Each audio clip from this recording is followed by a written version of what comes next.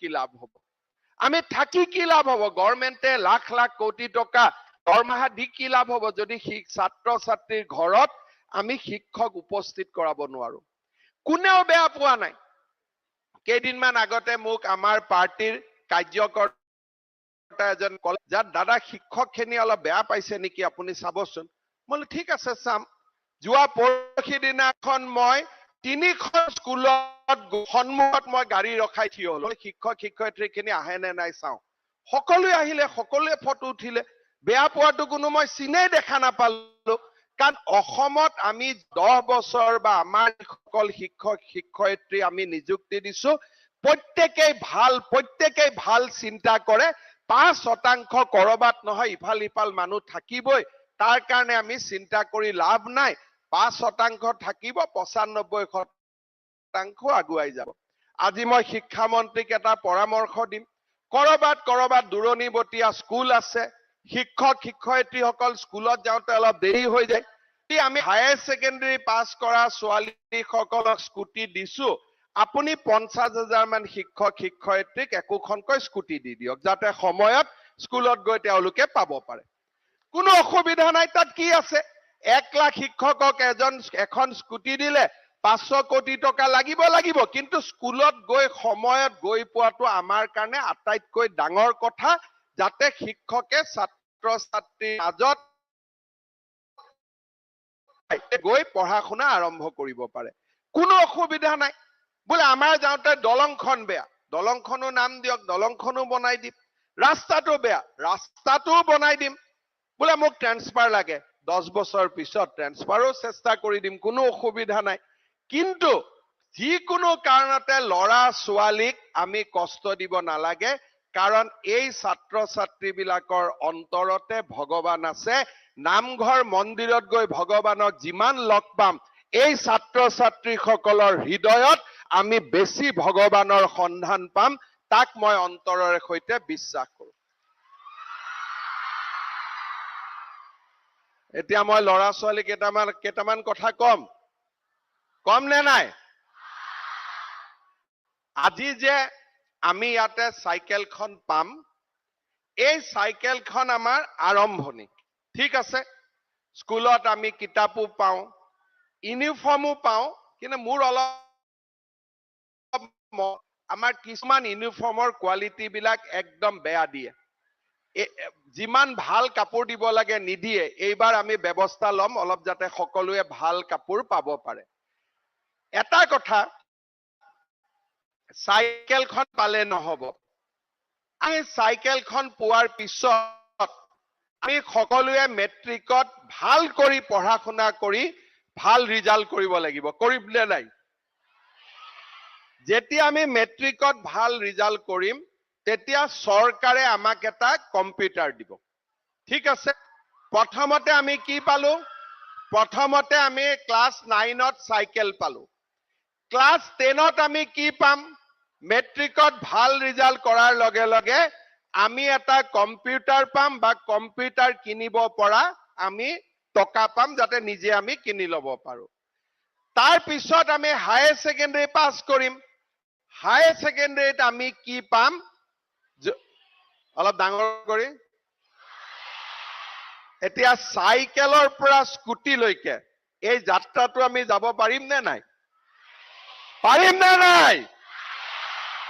এইটোৱে হৈছে আটাইতকৈ ডাঙৰ আত্মবিশ্বাস আজি যিমানে আমি কলো পাৰিম সকলোৱে কিন্তু মোক পাৰিম বুলি দেখাব লাগিব ঠিক আছে 3 বছৰ 4 বছৰ পিছত আমি যেতিয়া স্কুটি দিয়া মিটিং কৰিম তেতিয়া মোক উঠি ক'ব লাগিব স্যাৰ মই দাদা মামা মই পাৰিম বুলি চিঞৰিছিলো এতিয়া পাৰি গলো হ'ব মনত থাকিব সকলোৱে স্কুটি গৈ পাব লাগিব দ্বিতীয়তে আমি সদায় এটা কথা মনত ৰাখিব লাগিব যে যি লৰা ছোৱালীয়ে দেউতাক মাকক সন্মান নকৰে মৰম নকৰে সেই লৰা ছোৱালীয়ে কেতিয়াও জীৱনত পূৰ্ণ মানুহ হ'ব নোৱাৰে মই সদায় মনত ভাবো যে মই কামাখ্যা মাৰ্তাটো যাওঁ ইয়াতে মই আহিলে আমাৰ শোণিতপুৰ জিলাৰ মহাভৈৰৱৰ পৰা আদি কৰি সকলোতে মই যাওঁ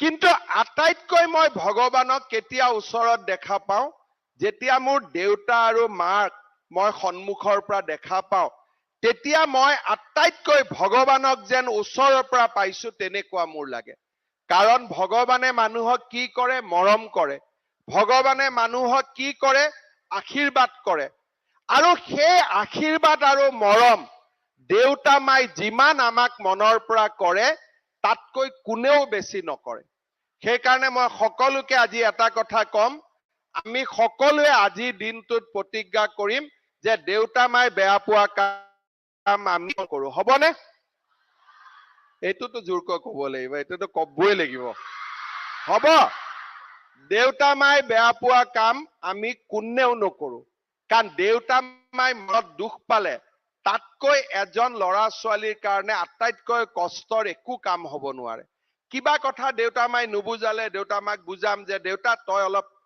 10 বছৰ 20 বছৰ আগত জন্ম হৈছিলি আমি নতুন জেনাৰেশ্যন আমাৰ চিন্তাধাৰা অলপ বেলেগ কিন্তু যি নহওক দেউতা মাৰ লগত কথা পাতিম দেউতা মাৰ লগত কথা পাতিম আৰু দেউতা মাক মনত কষ্ট নিদিয়াকৈ আমি আমাৰ জীৱনটো ডাঙৰ কৰিম এইখিনি কথা আমি সকলোৱে মনত ৰাখিব লাগিব হ'ব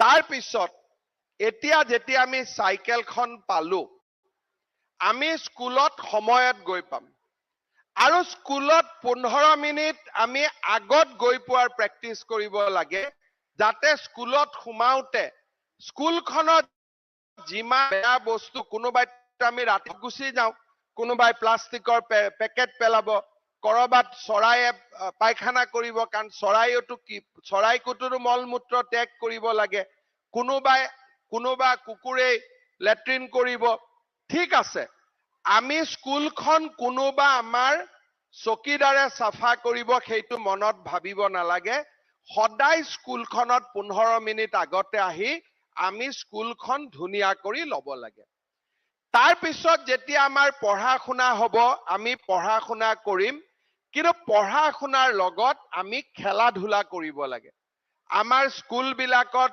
পঢ়া শুনাৰ কৰাৰ লগত আমি যদি খেলা ধুলা নকৰো তেতিয়া শৰীৰে আমাৰ ব্ৰেইনক সাপোৰ্ট নকৰে যেতিয়া আমি অলপ পঢ়ি থাকিলো অলপ দেৰি উলাই গলো অলপ দেৰি ৰাতিপুৱা খোজকাঢ়ি আহিলো তেতিয়া আমাৰ মনটো সজীৱ হৈ থাকে সেই কাৰণে স্কুলত পঢ়া শুনাৰ লগত অলপ আমি খেলা ধুলাৰ ফালেও আমাৰ মনটো আমি ৰাখিব লাগে কিবা আমি সকলোৱে লাভলীনা হম হিমা হম এইটো কাৰণে নহয় অকনমান নিজৰ শৰীৰটো সতেজ সজীৱ কৰি ৰাখিবৰ কাৰণে আমি স্কুল খেলা ধুলা কৰিব লাগে যাতে সেউজীয়া হৈ থাকে মই বহুত স্কুলত ৰাস্তা দি গলে দেখো যে স্কুলখনত এডালো গছ নাই যিখন স্কুলত এডালো গছ নাই তাত আমি বুজিব লাগিব যে শিক্ষক শিক্ষয়িত্ৰী আৰু ছাত্ৰ ছাত্ৰীজনৰ মনত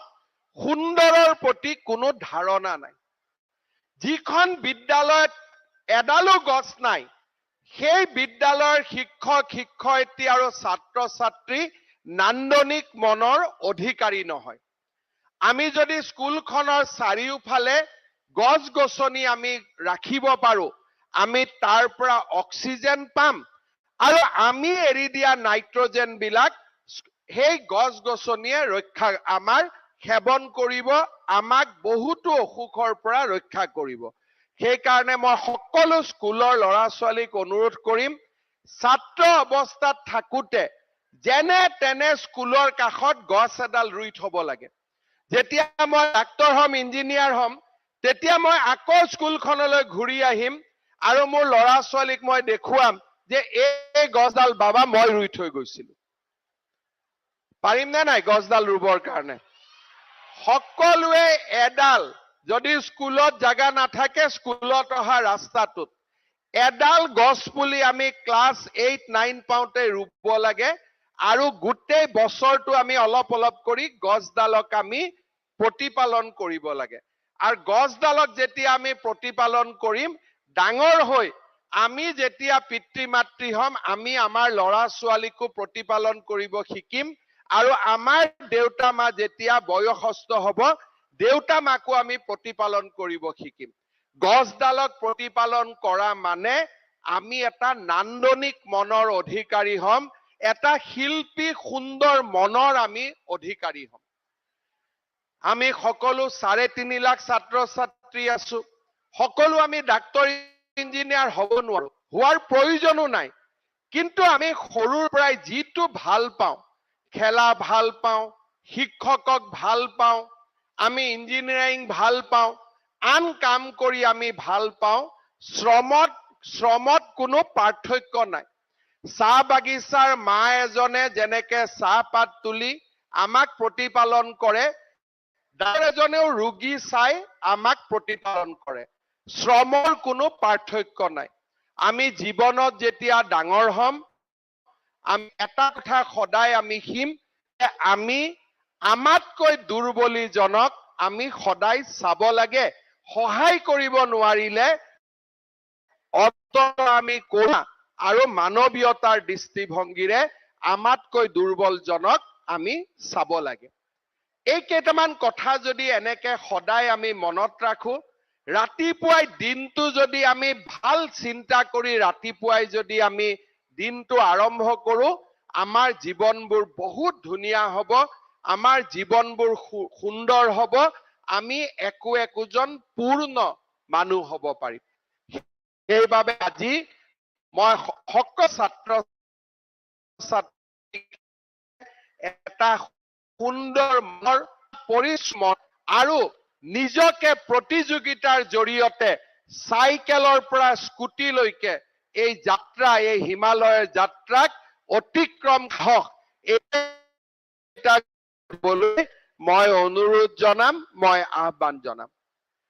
আজি তোমালোক ইয়াত আহিছা, সকলোকে লগ পাই মোৰো মনটো ভাল লাগিলে। বেছি লগত ফটো উঠিব পাৰিলে ভাল লাগিলেহেঁতেন, কিন্তু সকলোৰে লগত আজি ফটো উঠিব পৰা নাই। কেতিয়াবা স্কুলত গ'লে আকৌ ফটো উঠি ল'ম, ঠিক আছে? হ'ব?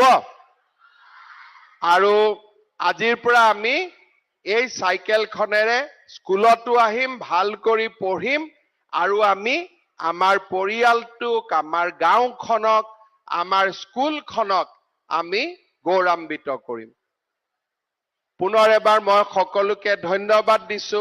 আজি যে তোমালোকে গোটেই চাইকেল বিলাক পাইছা, এজন মানুহৰ কষ্টৰ কাৰণে কামখিনি হৈছে, সেয়া হৈছে শিক্ষামন্ত্ৰী ৰণোজ পেগু ডাঙৰীয়া। তেওঁৰ কাৰণে এটা দীঘলীয়া হাত চাপৰি, ঠিক আছে? তেখেতে চেষ্টা কৰাৰ কাৰণে আমি সকলোকে আজি এখন চাইকেল দিব পাৰিছো, আৰু ভৱিষ্যতে সকলোকে এখন স্কুটি দিম, তেনেকুৱা মনত আশা ৰাখি থৈ দিছো, ঠিক আছে? সকলোৱে যাতে ভাল কৰি পঢ়া শুনা কৰে, আৰু তোমালোকৰ মনত যেতিয়াই কিবা ভাল পৰামৰ্শ, ভাল কথা, ভাল কিবা চিন্তা আহিব, তোমালোকে মোলৈকে চিঠি লিখিবা, হিমন্ত বিশ্ব শৰ্মা বেকেটত মামা, ঠিক আছে? হ'ব? মুখ্যমন্ত্ৰী অসম, দিছপুৰ, গুৱাহাটী 6 চিঠি মই পাই যাম, আৰু তোমালোকৰ যি ভাল কথা, ভাল পৰামৰ্শ, সেইবিলাক মই চাম, আৰু তোমালোকৰ কথাবিলাক ৰূপায়ণ কৰাৰ বাবেও আমি সকলোৱে চেষ্টা কৰিম। চিঠি লিখিব জানো নে নাই? আজিকালি সবে মোবাইলত হোৱাটছআপ মাৰি মাৰি চিঠি লিখিব পাহৰি গৈছে নহয়, গতিকে মাজে মাজে চিঠি লিখাৰো অভ্যাস কৰিব লাগে, ঠিক আছে? হ'ব? তেতিয়ালে এতিয়া আমি সকলোৱে চাইকেলবোৰ ক'ত পাব? ডিসি সাহেব স্কুলে পাব? ব্লকৰ পৰা স্কুলত লৈ গৈ চাইকেলখিনিতো স্কুলতে পাব নহয় জানো? আৰু পেপাৰত যাতে মই এটাও নিউজ নেদেখো 100 টকা লৈছে, 50 টকা লৈছে, এইবিলাক যাতে এটা নিউজো নোলায়। এইবিলাক ওলালে আৰু গ'ল, আৰু যোনে ওলায়। আজি আমাৰ সাংবাদিকসকল ইয়াতে আছে, এইটো সকলো অসমতে অলপ জনাই দিব যে যোনে বাচ্চাৰ পৰা চাইকেলৰ নামত 50-100 টকা গ'ল, সি উকিলক 50,000 টকা দিব লাগিব। কাৰণ ৰঙা ঘৰত গ'লেতো উকিলে 50,000 টকা ল'ব বেল পাওঁতে। সেইকাৰণে আগে পিছে যেতিয়া আমি চাইকেল দিওঁ, 3 মাহমান পেপাৰ নিউজ ওলাই থাকে। ইয়াত 50 টকা ল'লে, ইয়াত 100 টকা ল'লে, চাইকেলখিনি আনাৰ কাৰণে পইচা ল'লে। মই সকলো প্ৰধান শিক্ষকক অনুৰোধ কৰিম যে চাইকেল আনা যোৱা কাৰো কাৰণে কোনো টকা পইচাৰ দৰকাৰ নাই।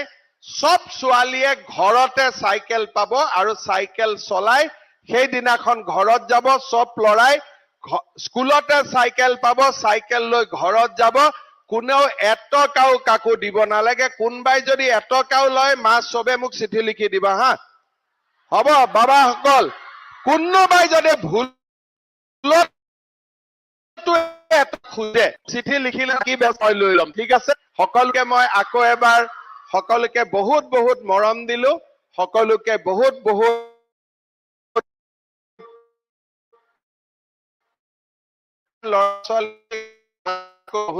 সকলোকে ইয়াৰ ভাগ বহুত বহুত আশীৰ্বাদ দিলো আৰু ল'ৰা সকলকো আশীৰ্বাদ দিলো ছোৱালীকো আশীৰ্বাদ দিলো সকলো যাতে ডাঙৰ হৈ দেউতাৰ মা নাম উজ্জ্বলাব পাৰো গাঁও আৰু মই থকা ঠাইখিনিৰ নাম উজ্জ্বলাব পাৰো আৰু অসমখনৰ যাতে আমি নাম উজ্জ্বলাব পাৰো বহুত বহুত ধন্যবাদ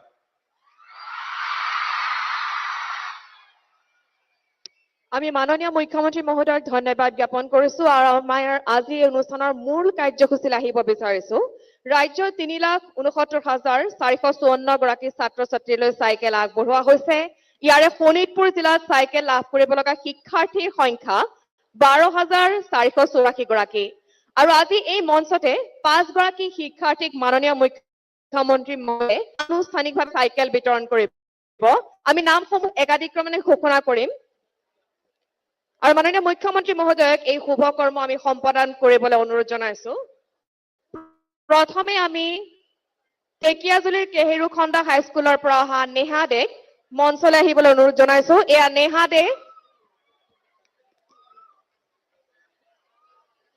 ঢেকিয়াজুলিৰ কেহেৰুখণ্ডা হাইস্কুলৰ পৰা এয়া নেহা দে চাইকেল লাভ কৰিছে ছাত্ৰীগৰাকীয়ে ইয়াৰ পাছতেই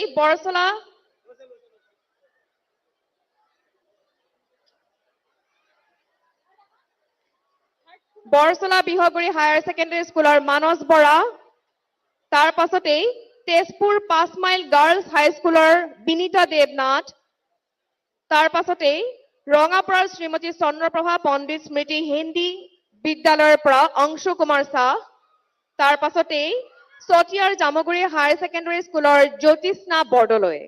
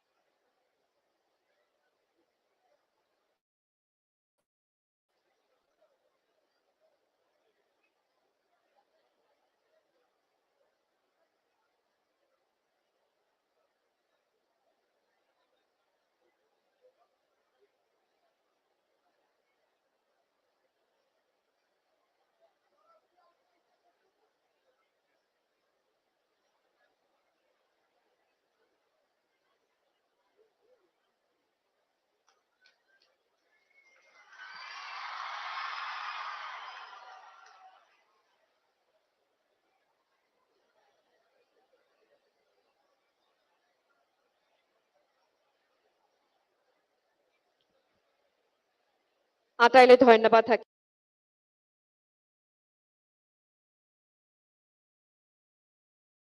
চন্দ্ৰিল বসুমতাৰী বিথাংखौ आङो जौसाङाव फैनो थाखाय खावलायबाय चन्द्रिला बसुमतारी पुरीनिफ्राय आसामनि गिबि मन्त्रिनि आखाइनिफ्राय दिनै बिथाङा सार्टिफिकेट्सखौ मोननो हाबाय बयबो खेबसे आखाइ गोबारै खबना होगोन आं अननानै खावलायबाय बयखौबो गोजोन्थों মই অনুৰোধ জনাব বিচাৰিছো মিसेस ৰীনা ৰয় মেডিপাৰা ৰীনা ৰয় মই তেখেতক মঞ্চত আহিবলৈ অনুৰোধ জনাইছো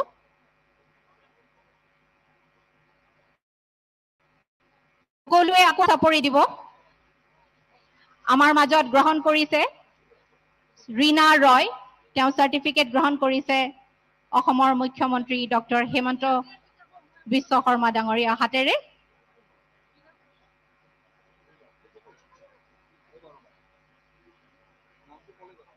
ধন্যবাদ এতিয়া মই অনুৰোধ জনাব বিচাৰিছো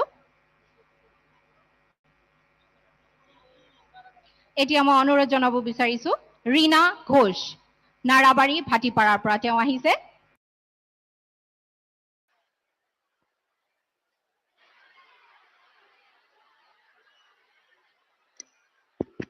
কি খবৰ আৰু অলপ ভাল বুলি কম যাতে গোটেই অসমতে শুনি পায় কি খবৰ আগতে ক্লাছত যেতিয়া আমাক সোধে হিমন্ত বিশ্ব শৰ্মা আমি উপস্থিত ইমান জোৰে চিঞৰো একদম পুৰা স্কুলতে শুনা পাই যায় সেইকাৰণে আৰু এবাৰ সুধিম খবৰ কেনে এতিয়াহে তেজপুৰ লাগিছে শোণিতপুৰ লাগিছে হয় নে নহয় আজিৰ আমাৰ এই সুন্দৰ সভাত আমাৰ মাজত উপস্থিত অসম চৰকাৰৰ শিক্ষামন্ত্ৰী ৰণোজ পেগু ডাঙৰীয়া অসম চৰকাৰৰ মন্ত্ৰী অশোক সিংহাল ডাঙৰীয়া সাংসদ পল্লৱ লোচন দাস ডাঙৰীয়া সন্মানীয় বিধায়ক পদ্ম হাজৰিকা ডাঙৰীয়া পৃথ্বীৰাজ ৰাভা ডাঙৰীয়া গণেশ লিম্বু ডাঙৰীয়া কৃষ্ণ কমল তাঁতী ডাঙৰীয়া শিক্ষা বিভাগৰ সচিব নাৰায়ণ কোঁৱৰ ডাঙৰীয়া জিলা আয়ুক্ত দেৱকুমাৰ মিশ্ৰ ডাঙৰীয়া আমাৰ শিক্ষা বিভাগৰ সঞ্চালিকা মমতা হোজাই ডাঙৰীয়ানী টেক্সটবুক কৰ্পোৰেশ্যনৰ ভাইচ চেয়াৰমেন তুলসী বৰঠাকুৰ ডাঙৰীয়া সন্মানীয় ঋতুবৰণ শৰ্মা ডাঙৰীয়া কিশোৰ উপাধ্যায় ডাঙৰীয়া দলি সুৰিন ডাঙৰীয়ানী অশোক ভট্টৰাই ডাঙৰীয়া আমাৰ ভাৰতীয় জনতা পাৰ্টিৰ সভানেত্ৰী দীপামণি শইকীয়া ডাঙৰীয়া তেজপুৰ মিউনিচিপালিটি বোৰ্ডৰ সভাপতি প্ৰজানু ভট্টাচাৰ্য ডাঙৰীয়া উপস্থিত শিক্ষাগুৰুসকল আই মাতৃসকল আৰু মোৰ অতিকে মৰমৰ ছাত্ৰ ছাত্ৰী বন্ধু বান্ধৱ অলপ আগতে মই যেতিয়া ইয়াত আহিছিলো সকলোৰে মাজত গৈ মই এবাৰ চাইছিলো যে আচলতে আমাৰ মনত ফুৰ্তি লাগি আছে নে নাই তেতিয়া মই দেখিলো সবৰে ফুৰ্তি লাগি আছে এতিয়া মেইন কথাটো হল কিয় যে আজি আমাক চৰকাৰে এখন সাইকেল দিব সাইকেলখন লৈ আমি ক'ত যাম আমি স্কুলত যাম তাৰ মানে স্কুলত যাবৰ কাৰণে আমাৰ মনটোত আনন্দ লাগি আছে যে অহা কালিৰ পৰা আমি ভাল কৰি স্কুলত যাব পাৰিম আৰু সঁচাকৈ মোৰো মনটো ভাল লাগিছে যে আমাৰ শোণিতপুৰ জিলাৰ ল'ৰা ছোৱালী অসমৰ ল'ৰা ছোৱালী স্কুললৈ যাওঁতে আজিৰ পৰা অলপ হলেও সকলোৱে সহায় পাব যোৱা বছৰ মই ইয়াৰ চাহ বাগিচা অঞ্চলত বহুত বিলাক স্কুল আমি আৰম্ভ কৰিছিলো মই যেতিয়া স্কুল বিলাকত গৈছিলো ছাত্ৰ ছাত্ৰীসকলৰ লগত কথা বতৰা পাতিছিলো তেতিয়া যিমান গাঁৱত মই ছাত্ৰ ছাত্ৰীক লগ পাইছিলো সকলোৱে মোক এটা কথা কৈছিলে যে মামা আমাক সাইকেল এখন দিব আপুনি তেতিয়া মই বোলো ঠিক আছে যদি ভাগিনসকলক সঁচাই সাইকেল এখন লাগে তেতিয়া হলে এইটো মোৰ দায়িত্ব যে সাইকেল এখন দিব লাগিব শিক্ষামন্ত্ৰী ডাঙৰীয়াক আহি কলো যে ৰণোজ দা আমি সকলোকে সাইকেল এখন দিব লাগিব তেতিয়া কলে অকল ছাত্ৰীবিলাককো নেকি মই বোলো কি ল'ৰাবিলাকে বেয়া পাব নহয় গতিকে ল'ৰা ছোৱালী আমি দুইটাকে দিব লাগিব তেতিয়া মোক কলে যদি ল'ৰা ছোৱালী দুইটাকে দিব লাগে তেতিয়ালে 3,70,000 সাইকেল কিনিব লাগিব চৰকাৰক প্ৰায় 160 কোটি টকা লাগিব তেতিয়া মই কলো ইয়াত ছোৱালী কিমান আছে বোলে ছোৱালী 2 লাখ আছে ছাত্ৰী 2 লাখ আছে ছাত্ৰ 1,40,000 আছে এতিয়া মই আমাৰ বিদ্যালয়ৰ শিক্ষক শিক্ষয়িত্ৰীসকলক এটা দায়িত্ব দিম যে এই 40,000 ছাত্ৰ ক'ত আছে কাৰণ আমাৰ অসমত আমি সেক্স ৰেশিও বুলি কওঁ দে মেল এণ্ড ফিমেল তাৰ মানে এটা ঘৰত ছাত্ৰী আৰু ছাত্ৰ বা ল'ৰা বা ছোৱালী কন্যা বা পুত্ৰ আমাৰ জন্মৰ হাৰ প্ৰায় 50-50 যদি 50-50 ছোৱালী যদি 2 লাখ আজি আমাৰ স্কুললৈ আহিছে বাকি 1,60,000 ল'ৰা ক'ত আছে আজি ষ্টেটিষ্টিক্সটো দেখিলে মনটো ভাল লাগে যে ছাত্ৰীসকল আগুৱাই আহিছে কিন্তু ছাত্ৰীসকল আগুৱাই অহা মানে এইটো নহয় যে ছাত্ৰসকল পিছুৱাই যাব আমিতো বিচাৰো যে খুব ডাঙৰ কম্পিটিশন হওক যে ছাত্ৰী আগত যাব নে ছাত্ৰ আগত যাব এটা যদি কম্পিটিশন হোৱাৰ আগতে ছাত্ৰবিলাকে হাত দাঙি দিয়ে তেতিয়ালেতো কথাটো নহব খেলাখনটো হ'ব লাগিব সেইবাবে আমাৰ এটা দায়িত্ব হ'ব যে অসমত আমি লাহেকৈ আমাৰ ছাত্ৰসকল কিয় স্কুলত অহা বাদ দিছে তাক আমি বিচাৰি উলিয়াব লাগিব যাতে আমাৰ ছাত্ৰ আৰু ছাত্ৰী আমি দুইটাকে আগুৱাই লৈ যাব পাৰো এটা আনন্দৰ দিন যে এইবাৰ আমি ক্লাছ 9ৰ সকলো ল'ৰা ছোৱালীক আমি সাইকেল দিছো অহা বছৰ আমি ক্লাছ 8 আৰু 9 দুইটা শ্ৰেণীৰ ছাত্ৰ ছাত্ৰীকে আমি সাইকেল দিয়াৰ ব্যৱস্থা কৰিম আৰু তেতিয়াৰ পৰা তাৰ পিছৰ পৰা আমি অকল ক্লাছ 8তে সাইকেল দি থাকিলে হ'ব তেতিয়া 8 9 10 আমি স্কুলত গৈ পঢ়িব পাৰিম আৰু সকলোৱে এটা কথা মনত ৰাখিব লাগিব যে সাইকেলখন পোৱাৰ পিছত আমি স্কুল কোনেও ক্ষতি কৰিব নোৱাৰো ক্ষতি কৰিম নেকি স্কুল অলপ এইটো অলপ শব্দটো কম কম ক্ষতি কৰা মন আছে নেকি স্কুল ক্ষতি কৰিম নেকি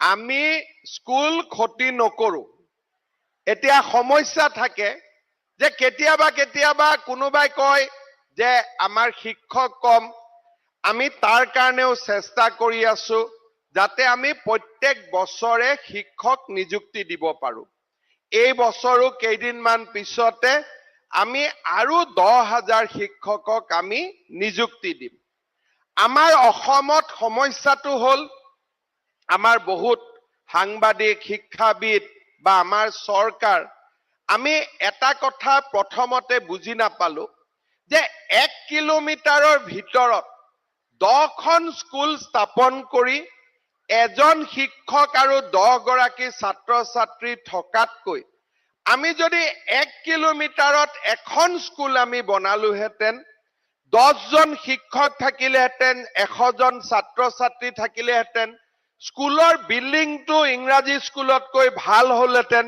তাতে খেলা ধুলা খেলপথাৰ আমি গোটেই সুবিধা কৰি দিলোহেতেন তেতিয়ালে আমাৰ শিক্ষা ব্যৱস্থা বহু দূৰ আগবাঢ়ি গলহেতেন কেইদিনমান আগতে মই দেৰাদুনত গৈছিলো আইএছ একাডেমীত তাতে এগৰাকী ডাইৰেক্টৰ আছিল আইএছ অফিচাৰ তেওঁ কৰ্ণাটকৰ হায়াৰ এডুকেশ্যন ডিপাৰ্টমেন্টৰ সেক্ৰেটাৰী আছিল মই কথাই তেওঁক সুধিলো যে কৰ্ণাটকত শিক্ষা সংস্কাৰৰ কাৰণে লোৱা আটাইতকৈ ডাঙৰ আঁচনি তেতিয়া মোক ক'লে যে স্যাৰ এমালগেমেশন মইলো হাৰে এমালগেমেশন বুলি ক'লেতো অসমত মানুহৰ খং উঠি যায় কৰ্ণাটকত এইটোৱে ডাঙৰ আঁচনি কেনেকে হ'ল তেতিয়া তেওঁ মোক বুজালে যে গোটেই সৰু সৰু স্কুল 6খন থকাত কৰি আমি যদি এখন ডাঙৰ স্কুল কৰো আৰু ল'ৰা ছোৱালী বিলাকক ঘৰৰ পৰা আহিবৰ বাবে আমি যদি সাইকেল দিওঁ আৰু সেই ডাঙৰ স্কুলখনত যদি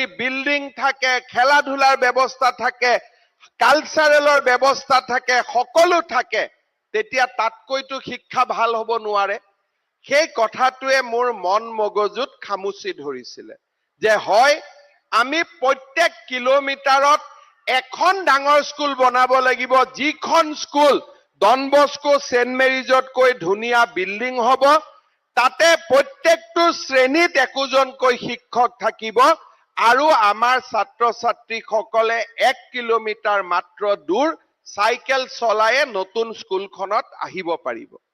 সেইবাবে আমাৰ অসমৰ বৌদ্ধিক সমাজে একত্ৰীকৰণৰ প্ৰচেষ্টাক ঋণাত্মক দৃষ্টিভংগীৰে চোৱাৰ পৰিৱৰ্তে ইতিবাচক দৃষ্টিভংগীৰে আমি চাব লাগে। দাক্ষিণাত্য ৰাজ্যবিলাকৰ পৰা আমি শিকিব লাগে যে তেওঁলোকে নিজক আগুৱাই লৈ গৈছে। আজি যেতিয়া আমি অসমত 12খন মেডিকেল কলেজ খুলিছো, তামিলনাডুত 150খনকৈ মেডিকেল কলেজ আছে। শিক্ষাৰ নৱজাগৰণ তেওঁলোকে কেতিয়াবাই আৰম্ভ কৰিছিলে, আমি বহুত পিছুৱাই আছো। সেইবাবে আজি আমি লাহে লাহে প্ৰচেষ্টা চলাইছো। মানুহে কৈছে চৰকাৰে স্কুল বন্ধ কৰিছে, কিন্তু সেই ব্যক্তিসকলে দেখা পোৱা নাই যে চাহ বাগিচাত গৈ এই চৰকাৰখনে স্কুল খুলিছে। স্বাধীনতাৰ 75 বছৰ পিছত প্ৰথমবাৰৰ বাবে বাগিচাৰ ল'ৰা ছোৱালীয়ে হাই স্কুল দেখা পাইছে। তাতকৈ ডাঙৰ কৃতিত্ব আন একোৱে হ'ব নোৱাৰে। মানুহৰ কথা মই সদায় মই যতে যাওঁ মই আহ্বান কৰো যে একেটা কথাকে মানুহে পজিটিভলিও চাব পাৰে আৰু নেতিবাচক দৃষ্টিভংগীৰেও চাব পাৰে। মানুহে যদি ইতিবাচক দৃষ্টিভংগীৰে এই জগতখনৰ প্ৰতিটো প্ৰতিক্ৰিয়াক আমি চাওঁ, তেতিয়ালে আমি বহুত কথা শিকিব পাৰিম।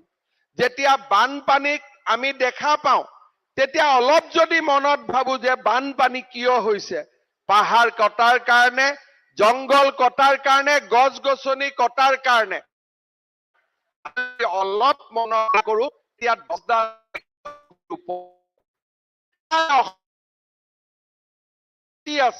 পজিটিভ কথাবোৰ চাব নোখোজে। আজি কব চৰকাৰে ল'ৰা ছোৱালীক চাইকেল দিছে, হিতাধিকাৰী বনাইছে। এই বাচ্চাবিলাকৰ কি ভোট আছে? মই কাবাৰ ভোট আছে নেকি? নাই নহয়। যেতিয়ালৈকে 18 বছৰ নহয় তো ভোট নহয়। কিন্তু এই চাইকেলখনে কিমান ল'ৰা ছোৱালীক বিদ্যাৰ লগত, শিক্ষাৰ লগত গোটেই জীৱন জড়িত কৰি ৰাখিব, সেই কথা আমি গুৱাহাটীত বহি আমি অনুভৱ কৰিব নোৱাৰো। কাৰণ মোৰ ল'ৰা ছোৱালীৰ কাৰণেতো চাইকেলখন দৰকাৰ নাই, কিন্তু চাহ বাগিচাৰ শ্ৰমিক এগৰাকীৰ কাৰণে, ৰিক্সাৱালাৰ ছোৱালী এগৰাকীৰ কাৰণে, ঠেলাৱালাৰ ছোৱালী এজনীৰ কাৰণে, গাঁৱৰ কৃষক এজনৰ কাৰণে এই চাইকেলখনৰ কিমান গুৰুত্ব, তাক মোৰ জীৱনত যদি মই সমাহিত কৰি ল'ব নোৱাৰো, তেতিয়ালে মোৰ মুখ্যমন্ত্ৰী হোৱাৰো অধিকাৰ নাই, মোৰ মন্ত্ৰী বিধায়ক হোৱাৰো অধিকাৰ নাই। আমাৰ অসমত এনেকুৱা মানুহ থাকে যে আমি কলো গছ পুলি ৰুওক, তাতো সমালোচনা কৰাৰ কথা থাকে নেকি? গছ পুলিহে ৰুব দিছো, কাকোতো কোৱা নাই যে গছ কাটি দিয়ক। সমালোচনা কৰিব লাগে কোনবাই যদি কয় গছ কাটক। আমাৰ অসমখনত এছাম মানুহ ফেচবুক ছচিয়েল মিডিয়ালৈ বহি থাকে, গছ কাটিলৈ বেয়া বুলি কয়, গছ ৰুলেও বেয়া বুলি কয়। কিয় বোলে গছ ৰুইছে ৰ'দৰ বতৰত, দিলে বাপেকে বৰষুণে, যিমান পাৰি ভগৱানে বৰষুণ দি দিলে, যা লেঠা মাৰি দিলে। চববিলাক গছ এতিয়া মই যোৱাকালি চিৰাঙত গৈছিলো, বাইদেউ গছবিলাক আছে নাই? বোলে বৰষুণ দি দিলে চব গছ গজি গল, কোনো সমস্যা নাই। তাৰ মানে প্ৰত্যেকটো কথাই ঘৰত দুডাল গছ ৰুব। আমি পানী দি, মগেদি পানী দি গছ দুডাল জীয়াইব নোৱাৰো নেকি? অসমীয়া মানুহৰ এইখিনি ক্ষমতা আমাৰ নাই নেকি? গছ 12 মাহে ৰুব পৰা এটা অদ্ভুত ভগৱানে সৃষ্টি কৰা এটা পদাৰ্থকক, প্ৰাণীকক, অদ্ভুত প্ৰাণী। তাক মাত্ৰ পানী লাগে, মানুহৰ মৰম লাগে, তাৰ বাদে একো নালাগে। মানুহৰ মৰম পালে সি জেঠতো গছ হ'ব, বহাগতো হ'ব, আহাৰতো হ'ব, শাওনতো হ'ব, পুহতো হ'ব, মাঘতো হ'ব, ফাগুনতো হ'ব, চ'ততো হ'ব। এই কথাখিনি আমি অনুভৱ কৰিব লাগিব। অসমখনক আমি নিগেটিভ কৰি ৰাখিব নোৱাৰো, নেতিবাচক কৰি ৰাখিব নোৱাৰো। অসমখনক আমি ইতিবাচক চিন্তাৰ এক প্ৰাণ কেন্দ্ৰ কৰি গঢ়ি তুলিব লাগিব। কেইদিনমান আগতে শিক্ষামন্ত্ৰী ডাঙৰীয়াই শিক্ষা সেতু উলিয়ালে, ভাল কথা। মই যদি ছাত্ৰ ছাত্ৰী দেউতাক মাক হলোহেঁতেন মইতো শিক্ষামন্ত্ৰী কলোহেঁতেন যে ৭৫ বছৰত কোনেও কৰিব নোৱাৰা আপোনাক মই ধন্যবাদ জনাইছো তাকে নকৰি তাকো সমালোচনা আৰে সমালোচনা কৰাৰ কথাটো কি শিক্ষকজন সময়ত স্কুলত যাব কম্পিউটাৰত লাহেকৈ এনেকে ঠেলা এটা মাৰি দিব যে উপস্থিত এইখিনি কৰাৰ কাৰণে ইমান গণ্ডগোল হ'ব লাগে নে কাৰণ স্কুলততো শিক্ষক যায় সময়ত সময়ত নাই তেওঁৰ গতো নাই কিন্তু যিজন সময়ত যাব শিক্ষা সেতু মানে কি কোনো সেতু এখন বনোৱা নাই এটা এনেকুৱা কম্পিউটাৰ এনেকে ঠাক কৰি এটা শব্দ মাৰি দিব লাগে বোলে ইয়াত ঠিক আছে আমাৰো কালি আহিলে ইন্টাৰনেটত কিন্তু ইন্টাৰনেট আছে নে নাই সেইটোতো আমাৰ মোবাইলটো চালে আমি গম পাম বেলেগ কামত মোবাইলটো চলি আছে নে নাই যদি বেলেগ কামত মোবাইলটো চলি আছে চৰকাৰী ল্যাপটপটো চলাওতে ইমান চিন্তা কি বোলে নহয় আমাৰ গাঁৱত যাওঁতে কষ্ট হয় এটা বেলেগ কথা যাওঁতে যদি কষ্ট হয় তাৰ কাৰণে ৰাস্তা ঘাট দলং বনাই থাকিব লাগিব এইটোতো উপায় নাই কিন্তু কষ্ট হয় বুলি ইমান গা ল'ৰা ছোৱালীক শিক্ষক নোযোৱাকৈ আমি কেনেকে এৰি দিব পাৰো অসমৰ ভৱিষ্যত কি লাভ হ'ব আমি থাকি কি লাভ হ'ব গভৰ্ণমেণ্টে লাখ লাখ কোটি টকা দৰমহা দি কি লাভ হ'ব যদি ছাত্ৰ ছাত্ৰীৰ ঘৰত আমি শিক্ষক উপস্থিত কৰাব নোৱাৰো কোনেও বেয়া পোৱা নাই কেইদিনমান আগতে মোক আমাৰ পাৰ্টিৰ কাৰ্যকৰ্তা এজনে মোক ক'লে যে দাদা শিক্ষকখিনি অলপ বেয়া পাইছে নেকি আপুনি চাবচোন মই ঠিক আছে চাম যোৱা পৰহি দিনাখন মই ৩খন স্কুলত গৈ সন্মুখত মই গাড়ী ৰখাই থিয় হলো মই শিক্ষক শিক্ষয়িত্ৰীখিনি আহে নে নাই চাওঁ সকলোৱে আহিলে সকলোৱে ফটো উঠিলে বেয়া পোৱাটো কোনো মই চিনেই দেখা নাপালো কাৰণ অসমত আমি যোৱা 10 বছৰ বা আমাৰ যিসকল শিক্ষক শিক্ষয়িত্ৰী আমি নিযুক্তি দিছো প্ৰত্যেকেই ভাল চিন্তা কৰে ৫% কৰবাত নহয় ইফাল মানুহ থাকিবই তাৰ কাৰণে আমি চিন্তা কৰি লাভ নাই ৫% থাকিব ৯৫% আগুৱাই যাব আজি মই শিক্ষামন্ত্ৰীক এটা পৰামৰ্শ দিম কৰবাত দূৰণিবতীয়া স্কুল আছে শিক্ষক শিক্ষয়িত্ৰীসকল স্কুলত যাওঁতে অলপ দেৰি হৈ যায় যদি আমি হায়াৰ সেকেন্ডাৰী পাছ কৰা ছোৱালীসকলক স্কুটি দিছো আপুনি ৫০,০০০ মান শিক্ষক শিক্ষয়িত্ৰীক একোখনকৈ স্কুটি দি দিয়ক যাতে সময়ত স্কুলত গৈ তেওঁলোকে পাব পাৰে কোনো অসুবিধা নাই তাত কি আছে 1 লাখ শিক্ষকক এখন স্কুটি দিলে 500 কোটি টকা লাগিব কিন্তু স্কুলত গৈ সময়ত গৈ পোৱাটো আমাৰ কাৰণে আটাইতকৈ ডাঙৰ কথা যাতে শিক্ষকে ছাত্ৰ ছাত্ৰীৰ মাজত ৰাতিপুৱাই সুন্দৰ সময়টোতে গৈ পঢ়া শুনা আৰম্ভ কৰিব পাৰে কোনো অসুবিধা নাই বোলে আমাৰ যাওঁতে দলংখন বেয়া দলংখনো নাম দিয়ক দলংখনো বনাই দিম ৰাস্তাটো বেয়া ৰাস্তাটোও বনাই দিম বোলে মোক ট্ৰান্সফাৰ লাগে 10 বছৰ পিছত ট্ৰান্সফাৰো চেষ্টা কৰি দিম কোনো অসুবিধা নাই কিন্তু যিকোনো কাৰণতে ল'ৰা ছোৱালীক আমি কষ্ট দিব নালাগে কাৰণ এই ছাত্ৰ ছাত্ৰীবিলাকৰ অন্তৰতে ভগৱান আছে নামঘৰ মন্দিৰত গৈ ভগৱানক যিমান লগ পাম এই ছাত্ৰ ছাত্ৰীসকলৰ হৃদয়ত আমি বেছি ভগৱানৰ সন্ধান পাম তাক মই অন্তৰৰে সৈতে বিশ্বাস কৰো এতিয়া মই ল'ৰা ছোৱালী কেইটামান কথা কম নে নাই আজি যে আমি ইয়াতে চাইকেলখন পাম এই চাইকেলখন আমাৰ আৰম্ভণি ঠিক আছে স্কুলত আমি কিতাপো পাওঁ ইউনিফৰ্মো পাওঁ কিন্তু মোৰ অলপ মনটো কষ্ট আমাৰ কিছুমান ইউনিফৰ্মৰ কোৱালিটি বিলাক একদম বেয়া দিয়ে যিমান ভাল কাপোৰ দিব লাগে নিদিয়ে এইবাৰ আমি ব্যৱস্থা লম অলপ যাতে সকলোৱে ভাল কাপোৰ পাব পাৰে এটা কথা চাইকেলখন পালে নহব আমি চাইকেলখন পোৱাৰ পিছত আমি সকলো মেট্ৰিকত ভাল কৰি পঢ়া শুনা কৰি ভাল ৰিজাল্ট কৰিব লাগিব কৰিবনে নাই যেতিয়া আমি মেট্ৰিকত ভাল ৰিজাল্ট কৰিম তেতিয়া চৰকাৰে আমাক এটা কম্পিউটাৰ দিব ঠিক আছে প্ৰথমতে আমি কি পালো প্ৰথমতে আমি ক্লাস 9ত সাইকেল পালো ক্লাস 10ত আমি কি পাম মেট্ৰিকত ভাল ৰিজাল্ট কৰাৰ লগে লগে আমি এটা কম্পিউটাৰ পাম বা কম্পিউটাৰ কিনিব পৰা আমি টকা পাম যাতে নিজে আমি কিনি ল'ব পাৰো তাৰ পিছত আমি হায়াৰ সেকেন্ডাৰী পাস কৰিম হায়াৰ সেকেন্ডাৰীত আমি কি পাম অলপ ডাঙৰ কৰি এতিয়া সাইকেলৰ পৰা স্কুটি লৈকে এই যাত্ৰাটো আমি যাব পাৰিম নে নাই এইটোৱে হৈছে আটাইতকৈ ডাঙৰ আত্মবিশ্বাস আজি যিমানে আমি কলো পাৰিম সকলে কিন্তু মোক পাৰিম বুলি দেখাব লাগিব ঠিক আছে 3 বছৰ পিছত 4 বছৰ পিছত আমি যেতিয়া স্কুটি দিয়া মিটিং কৰিম তেতিয়া মোক উঠি ক'ব লাগিব স্যাৰ মই দাদা মামা মই পাৰিম বুলি চিঞৰিছিলো এতিয়া পাৰি গলো হ'ব মনত থাকিব সকলোৱে স্কুটি গৈ পাব লাগিব দ্বিতীয়তে আমি সদায় এটা কথা মনত ৰাখিব লাগিব যে যি লৰা ছোৱালীয়ে দেউতাক মাকক সন্মান নকৰে মৰম নকৰে সেই লৰা ছোৱালীয়ে কেতিয়াও জীৱনত পূৰ্ণ মানুহ হ'ব নোৱাৰে মই সদায় মনত ভাবো যে মই কামাখ্যা মাৰ্তাটো যাওঁ ইয়াতে মই আহিলে আমাৰ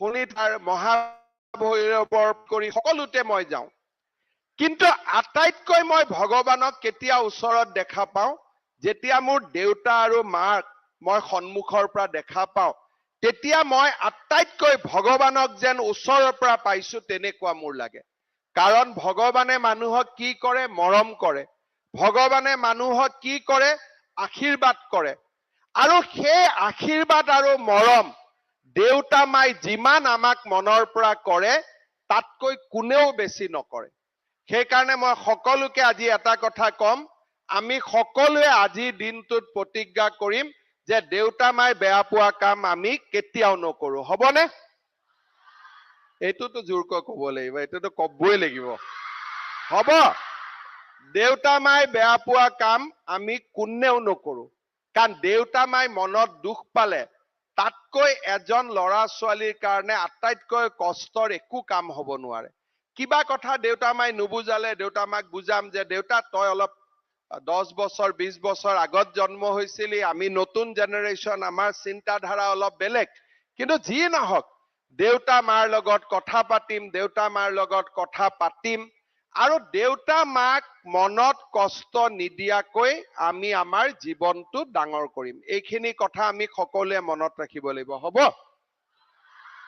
তাৰ পিছত এতিয়া যেতিয়া আমি সাইকেলখন পালো আমি স্কুলত সময়ত গৈ পাম আৰু স্কুলত 15 মিনিট আমি আগত গৈ পোৱাৰ প্ৰেক্টিছ কৰিব লাগে যাতে স্কুলত সোমাওতে স্কুলখনত যিমান বেয়া বস্তু কোনোবাইতো আমি ৰাতি ঘৰত গুচি যাওঁ কোনোবাই প্লাষ্টিকৰ পেকেট পেলাব কৰবাত চৰাইয়ে পায়খানা কৰিব কাৰণ চৰাইকুটোৰো মল মূত্ৰ ত্যাগ কৰিব লাগে কোনোবা কুকুৰে লেট্ৰিন কৰিব ঠিক আছে আমি স্কুলখন কোনোবা আমাৰ চকীদাৰে সাফা কৰিব সেইটো মনত ভাবিব নালাগে সদায় স্কুলখনত 15 মিনিট আগতে আহি আমি স্কুলখন ধুনীয়া কৰি ল'ব লাগে তাৰ পিছত যেতিয়া আমাৰ পঢ়া শুনা হ'ব আমি পঢ়া শুনা কৰিম কিন্তু পঢ়া শুনাৰ লগত আমি খেলা ধূলা কৰিব লাগে আমাৰ স্কুল বিলাকত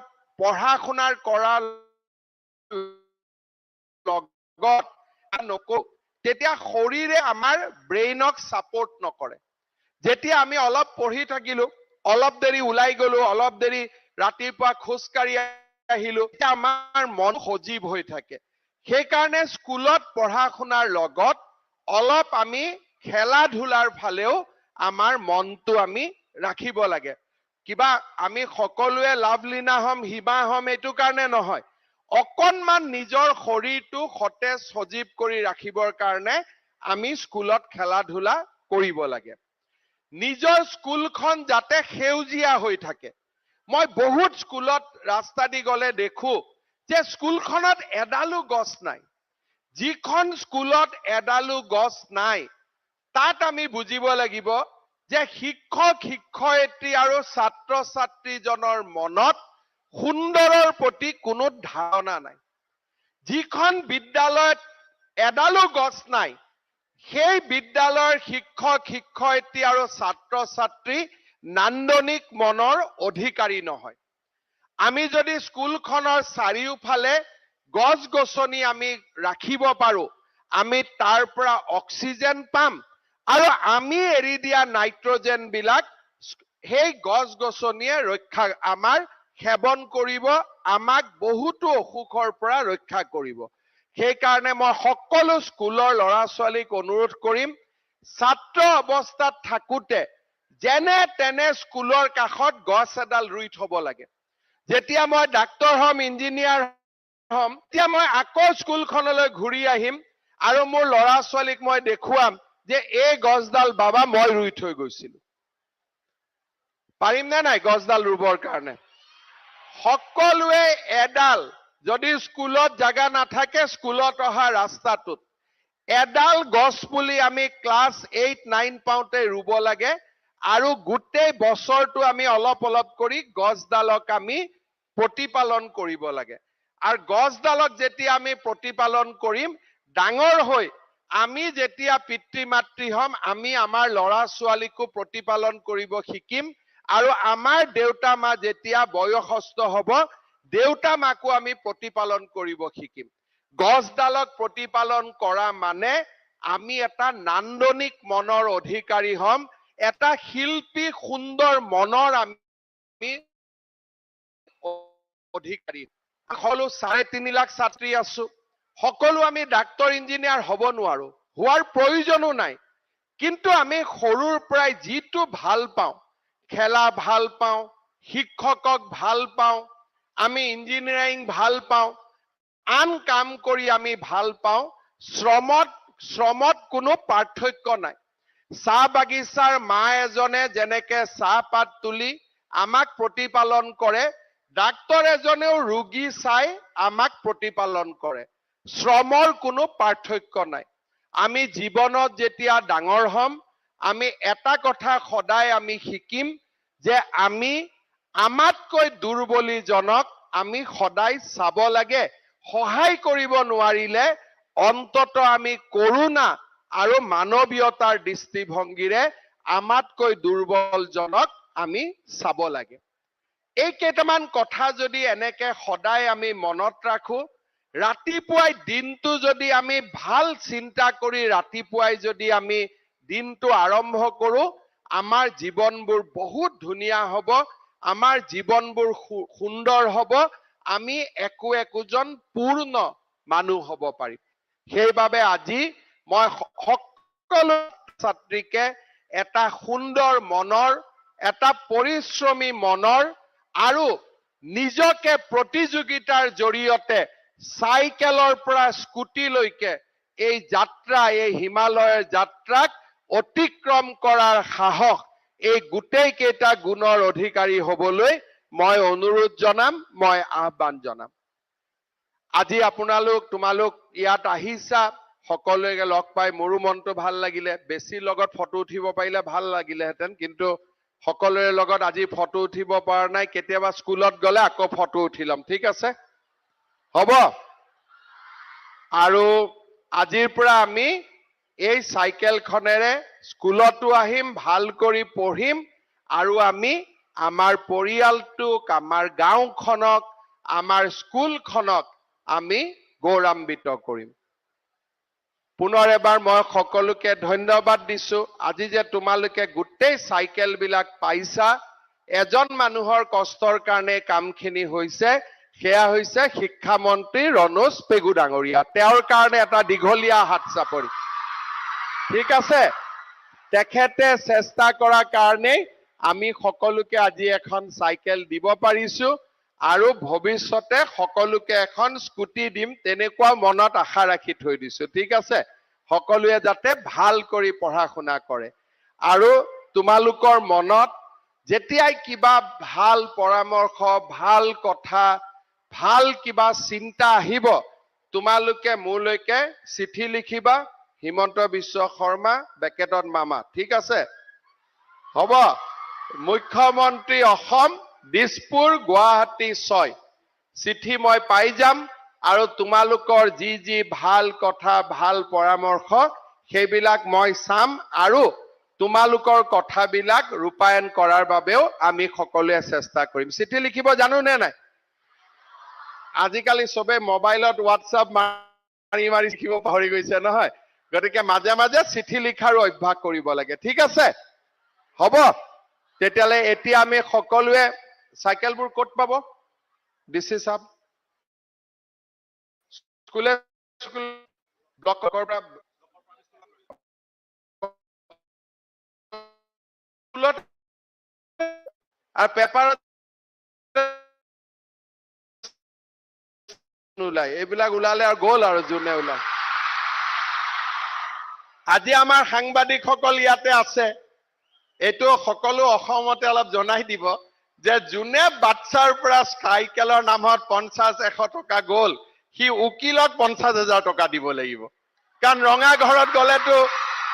ঘৰত গলেতো উকিলে 50,000 টকা ল'ব বেল পাওঁতে সেইকাৰণে আগে পিছে যেতিয়া আমি সাইকেল দিও 3 মাহ মান পেপাৰ নিউজ ওলাই থাকে ইয়াত 50 টকা ললে ইয়াত 100 টকা ললে সাইকেল খিনি আনাৰ কাৰণে পইচা ললে মই সকলো প্ৰধান শিক্ষকক অনুৰোধ কৰিম যে সাইকেল আনা যোৱা কাৰো কাৰণে কোনো টকা পইচাৰ দৰকাৰ নাই সব ছোৱালীয়ে ঘৰতে সাইকেল পাব আৰু সাইকেল চলাই সেই দিনাখন ঘৰত যাব সব লৰাই স্কুলতে সাইকেল পাব সাইকেল লৈ ঘৰত যাব কোনেও এটকাও কাকো দিব নালাগে কোনবাই যদি এটকা লয় মাছবে মোক চিঠি হ'ব বাবাসকল কোনোবাই যদি ভুলতো এটকা খুজে মোক চিঠি লিখিলে হল বাকি ব্যৱস্থা মই লৈ লম ঠিক আছে সকলোকে মই আকৌ এবাৰ সকলোকে বহুত বহুত মৰম দিলো সকলোকে বহুত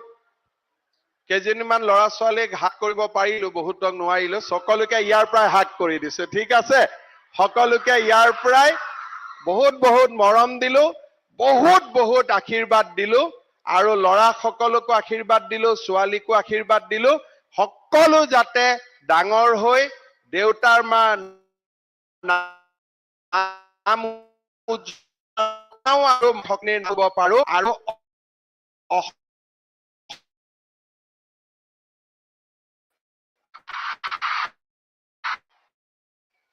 আমি মাননীয় মুখ্যমন্ত্ৰী মহোদয়ক ধন্যবাদ জ্ঞাপন কৰিছো আৰু আমাৰ আজি এই অনুষ্ঠানৰ মূল কাৰ্যসূচীলৈ আহিব বিচাৰিছো ৰাজ্যৰ 3,69,454 গৰাকী ছাত্ৰ ছাত্ৰীলৈ চাইকেল আগবঢ়োৱা হৈছে ইয়াৰে শোণিতপুৰ জিলাত চাইকেল লাভ কৰিব লগা শিক্ষাৰ্থীৰ সংখ্যা 12,484 গৰাকী আৰু আজি এই মঞ্চতে 5 গৰাকী শিক্ষাৰ্থীক মাননীয় মুখ্যমন্ত্ৰী মহোদয়ে আনুষ্ঠানিকভাৱে চাইকেল বিতৰণ কৰিব আমি নামসমূহ একাধিক্ৰমে ঘোষণা কৰিম আৰু মাননীয় মুখ্যমন্ত্ৰী মহোদয়ক এই শুভ কৰ্ম আমি সম্পাদন কৰিবলৈ অনুৰোধ জনাইছো প্ৰথমে আমি ঢেকিয়াজুলিৰ কেহেৰুখন্দা হাইস্কুলৰ পৰা অহা নেহা দেক মঞ্চলৈ আহিবলৈ অনুৰোধ জনাইছো এয়া নেহা দে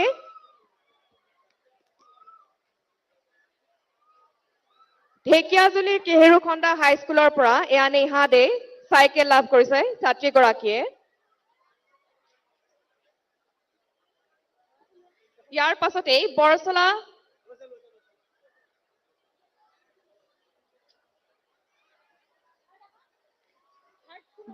বিহগুৰি হায়াৰ ছেকেণ্ডাৰী স্কুলৰ মানস বৰা তাৰ পাছতেই তেজপুৰ 5 মাইল গাৰ্লছ হাইস্কুলৰ বিনীতা দেৱনাথ তাৰ পাছতেই ৰঙাপাৰাৰ শ্ৰীমতী চন্দ্ৰপ্ৰভা পণ্ডিত স্মৃতি হিন্দী বিদ্যালয়ৰ পৰা অংশু কুমাৰ শাহ তাৰ পাছতেই চতিয়াৰ জামুগুৰি হায়াৰ ছেকেণ্ডাৰী স্কুলৰ জ্যোতিষ্ণা Bordoloi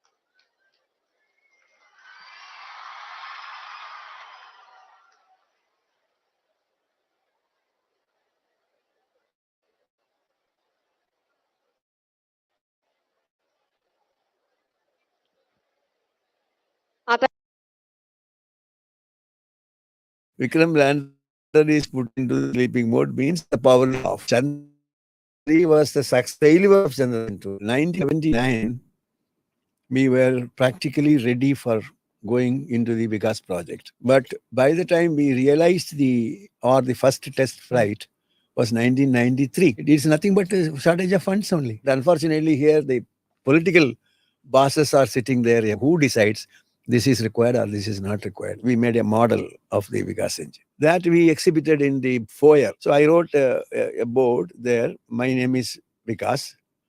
I burned for 180 seconds. My thrust is 60 ton. But finally I said, however, I am an orphan. When you were in jail, when you were tortured, where they were hitting you with rods, they threw tea on your face. What is the mistake I have done so as to go through this kind of a torture? Not this kind of a crime they are talking about.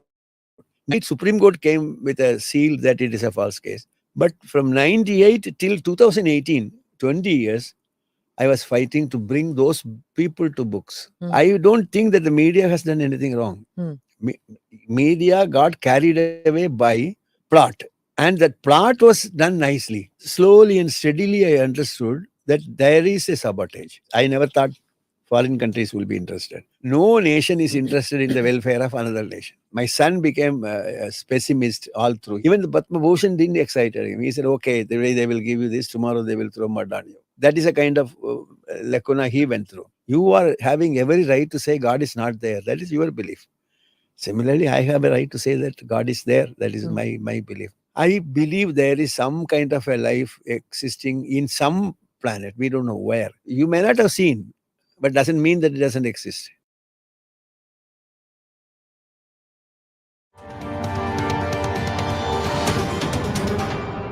Namaste, Jai Hind. Welcome to another edition of ANI Podcast with Smita Prakash.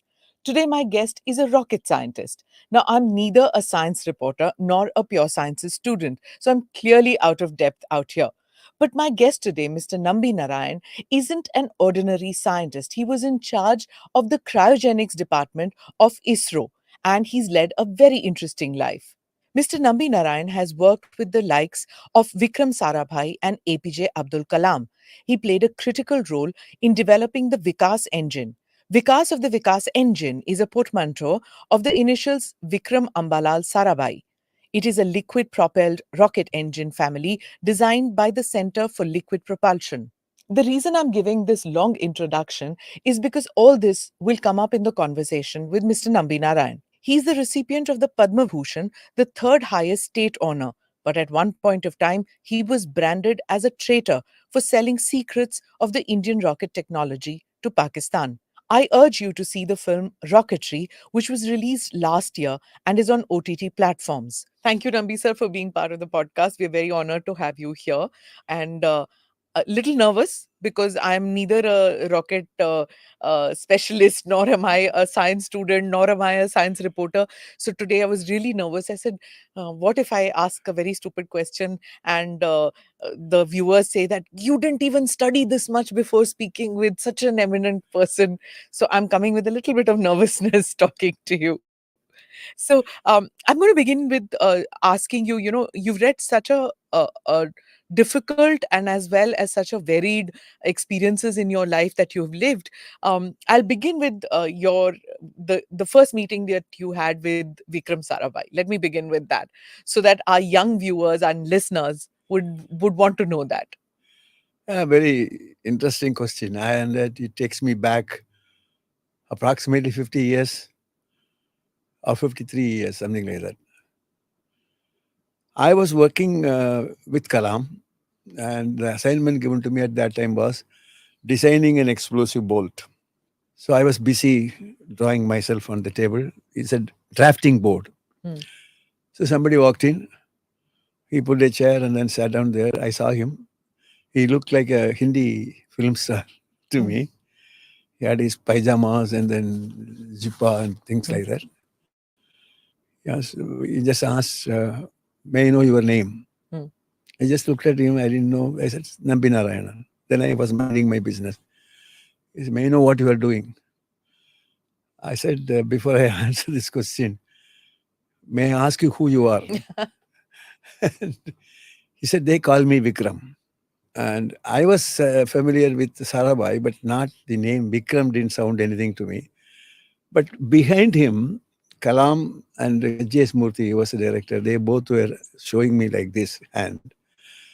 I was wondering, what is a signal? Is it asking me to get up or asking me to go there or whatever it is? But since I didn't decipher it, I continued to sit and then but something told clearly that is an important part. How when finished work? I remember about a week. Oh, when in 1 week you will finish it? Yes, not only this fabrication and testing it, everything you will finish it. Anyway, he said, okay, I'll check with you. He left. Then Kalam, till then I didn't know he's Vikram Sarabhai. So Kalam came and said, do you know who he is? I said, I don't know. He looked like a Hindi film star. That is all. Then Kalam told, this is Vikram Sarabhai. That is my first meeting with him. Okay. Without himself, of course, he introduced himself as Vikram, but I didn't connect it to him. So, though he introduced, I didn't get him as Vikram Sarabhai. But then Kalam explained to me about Vikram Sarabhai. I was really disappointed that I didn't know that he's so and so. I was ashamed of myself. Anyway, it went on. Then next meeting, exactly 1 week from that time, he came and he said, I am here. May I know what happened to that bolt? I said, it's all finished. Now I am doing a cable cutter. This is how it started. He was very much surprised that I'm keeping up my time and I'm always at work. So there was an unwritten, unexplained bond which started. And so we were only 23 people at that time in ISRO, though we have... It wasn't even called ISRO, right? No, it is not known as ISRO. It is known as Thumba Equatorial Rocket Launching Station. TELS, it is known as TELS. And we have only 3 buildings. One is the Magdalene Church, which was meant for senior engineers office. Then a bishop house. In that bishop house, the director sit and Kalam's office, that is my office later. Then there is a school building, which is an ordinary school building, which we use it as our lab. So these are the 3 buildings. We didn't have any new building. We have not built up anything new. You didn't have a lab and a swanky office, nothing like that. Not even Vikram Sarabhai, he also didn't have anything like that? No, nothing. Vikram Sarabhai used to come once in a week from Bombay, sometimes from Bombay, and he will probably stay for a day and then go.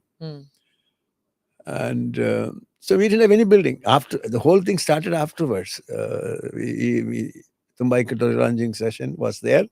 Then we had another organization called Space, Science and Technology Center, which later we converted that into Vikram Sarabhai Space Center. Today, VSSC is nothing but the Space Technology, Science and Technology Center. Then VSSC or the SSTC gave birth to Sriharikota Space Center, which is known as Satish Dhawan Space Center. We had the ISRO Satellite Center in Bangalore. That is now known as U.R. Rao's Space Center. And we had, not SAC, we had Mahendragiri, that there is a liquid center. Then William and so on, it all started with Vikram Sarabhai Space Center. Vikram Sarabhai keeps coming in your life several times, isn't it? Even when you go to Princeton and there's that phone call that he places. You in Princeton, you are offered who doesn't take up NASA job?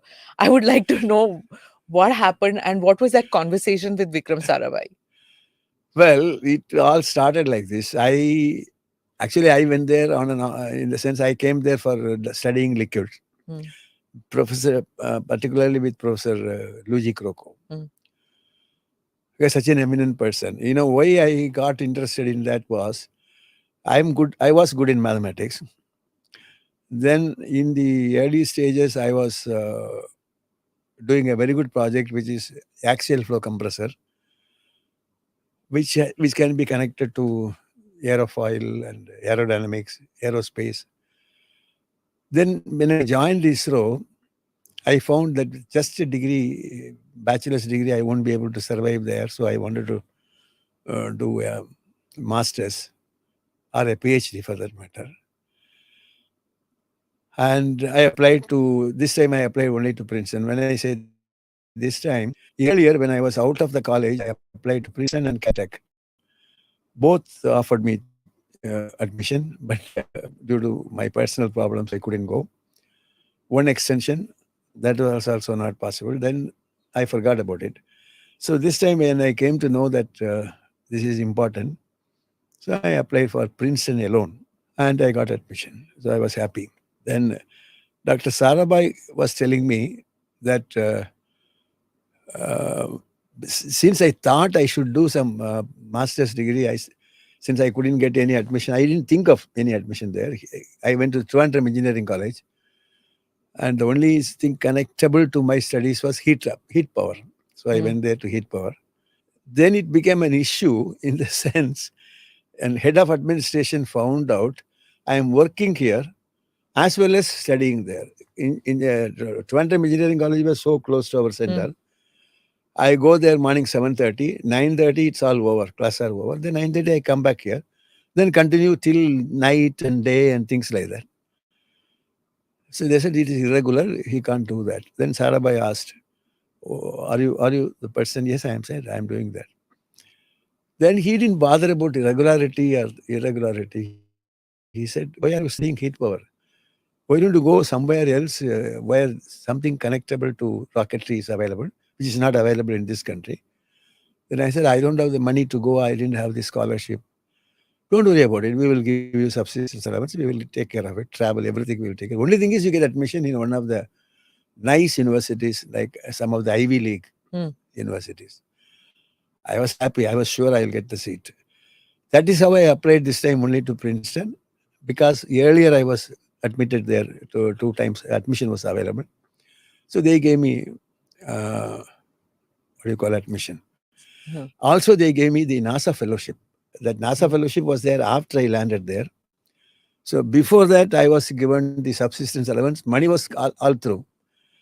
So that is how I applied. Then this course was supposed to be over.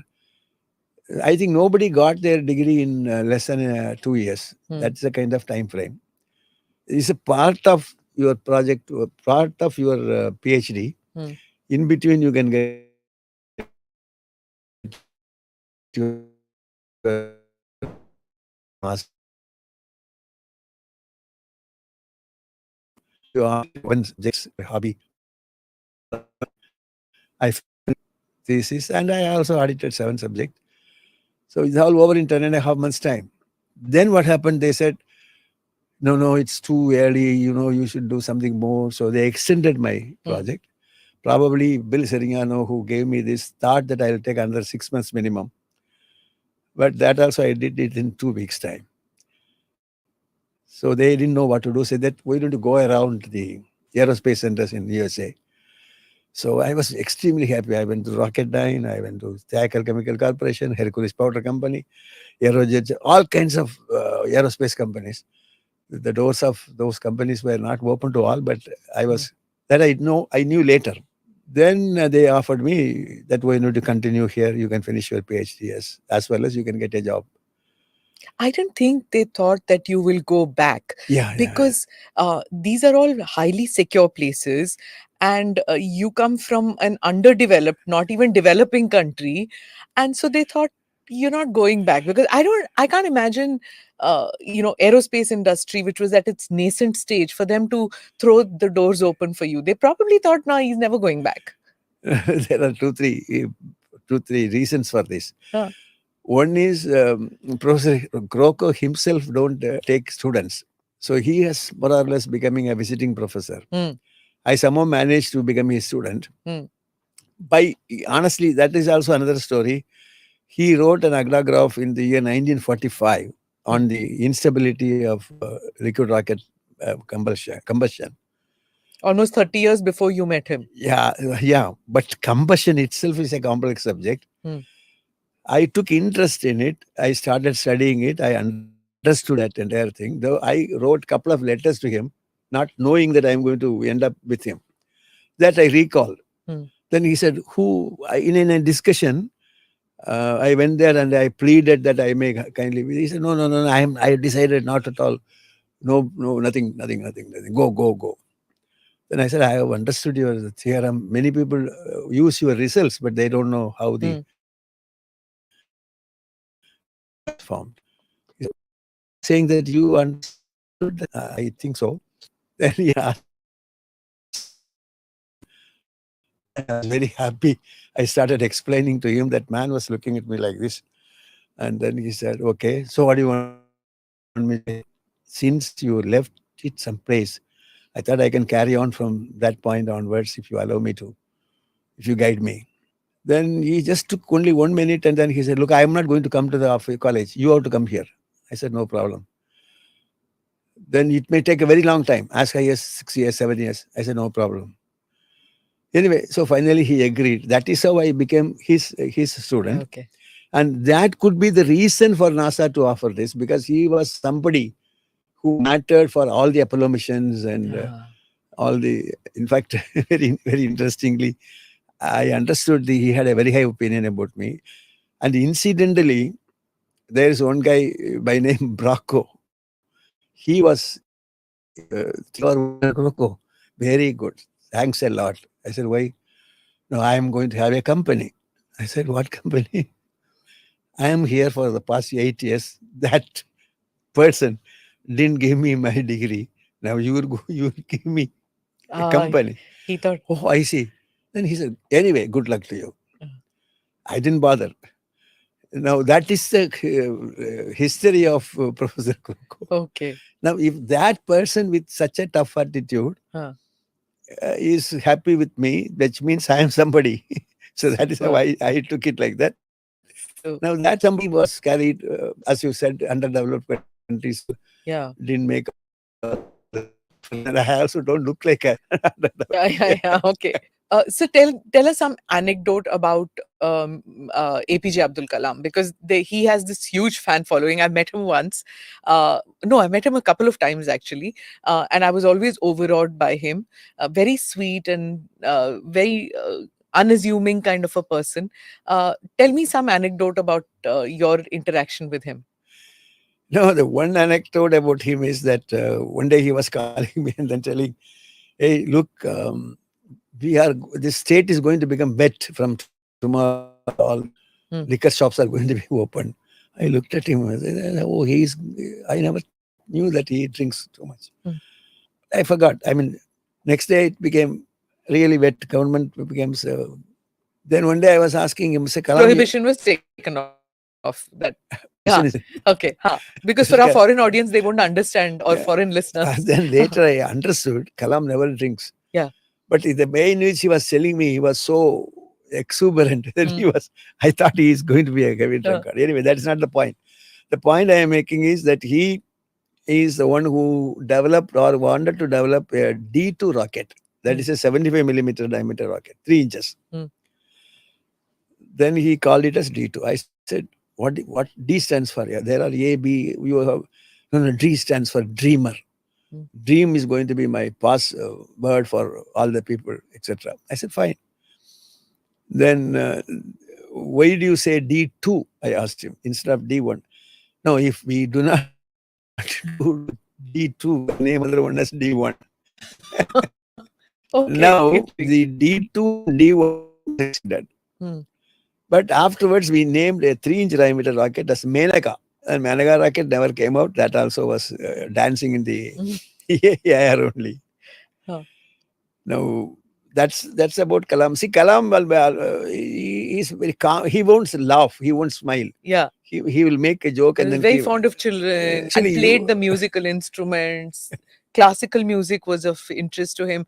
It's quite again. Music plays an important role. With scientists, I have seen this very often. Kalam you have seen as a president of India, probably. Correct. We have seen Kalam as an SD engineer. We were sharing the common table and all. And you work 3 full days continuously. And we used to be everybody calls him Kalam. Nobody calls him sir. Then after 3 days, I said, Kalam, I feel I must go home and then have my dress changed and all. You want to go home? Yes. Go. As if some entire thing has collapsed. It's a crime I am doing. That want to go home after 3 days. Interesting. And tell us about those buildings, that composite thing. Yeah, so actually, in the church building, there is a corner. There's a Dr. M.K. Mukherjee he's from Max Planck Institute. See, Dr. Sarabhai has brought some from well-known institutes, some people. Mukherjee was one. Since Mukherjee was trying to develop the composite fiberglass winding. So he was trying to wind a nose cone using the fiberglass. He wound it with epoxy resins and things like that. Then put it on a oven and then continuously rotating. So he called that guy, what is his name? Sivas, that worker. He doesn't understand English and Mukherjee doesn't speak Malayalam. So he's saying, Sivadas, come, look. Look continuously. Tomorrow morning, I will come. He said yes. He just said yes. We all went home. I was curious. I was first, after joining there, it was my second or third week. So I was just looking at it. Then I asked Sivadas, I said, have you understood what he said? He said, I don't know, sir, but what he's asking me is to look at it and I will continuously look at it. So I also went home and he was continuously looking at it. Next day morning, as soon as I came, just started running towards this building to find out what shape it is. It looked like a tandoori chicken, like Roasted completely. roasted completely. Oh God. Then Mukherjee came and he asked, hey, Bhaiya, what happened? What happened? He said, nothing happened. What happened? He said, you asked me to look. I continuously looked. He didn't stop He it. didn't stop. But the most interesting part is that was the first composite structure made. Today you are having so many composite structures. Even the airplanes are being made. Later, of course, Satya, another guy who took it over from Mukherjee, and then he gave shape to it. It became a very big success. So I'm going to hop back and forth, present and past. I just want to ask you, since we are talking at a time when Chandrayaan 3 has just happened, just about a month ago, where were you when you saw that? Did you see it on television? And what was your feeling at that stage? Well, it was a very mixed feeling because I retired 20 years back. I was staying put at my home, watching the whole thing in the television. But that occasion, so many TV cameras were in my house. All of them are. Yeah. They So was ours. Yeah. We were there too. Yeah. But Yes, you were right. Yeah, Jisha. Yeah. So they were asking me questions and I am putting them in a language probably which they understand it. Yes. How it is happening, etc. So I had a reputation of that kind. So I was, along with them, I was just watching the landing. I was really excited. And then my mind went back to those days when we were carrying the rockets in the Kerala State Port Corporation bus. And Really? Yeah. In a bus? State transport bus? Yeah, because we didn't have any vehicle. People take hen and chicken and all that and eggs, and you were taking rockets? Actually, yes. The first dart payload, which will look like exactly like a rocket, fabrication facility. So we got it fabricated in industrial estate called Papanangod. And I was feeling shy to carry that piece. We didn't have a vehicle, so I had to go by the bus. So I took a newspaper, wrapped it around to hide it, and then was holding in my hand and then got into the bus. And the damn paper gave way because of wind and the tip of the rocket was seen. What did you think? That people think it's a banana tree you're carrying or something? No, they must have thought many things. Some of them were curious. Some of them were just. I was feeling shy to carry. But that was the lack of funding, no? That you didn't even have a car to carry a piece. No, our director had a car. Okay. And we all had a common jeep. And then we were only 23 people. 23 so scientists. We had only one bus, which will. And there are now what, 28,000 scientists or something like that. Close like this. A number of buses, I don't know, even in Trivandrum alone, it's about 300, 400 buses. Wow. We have grown.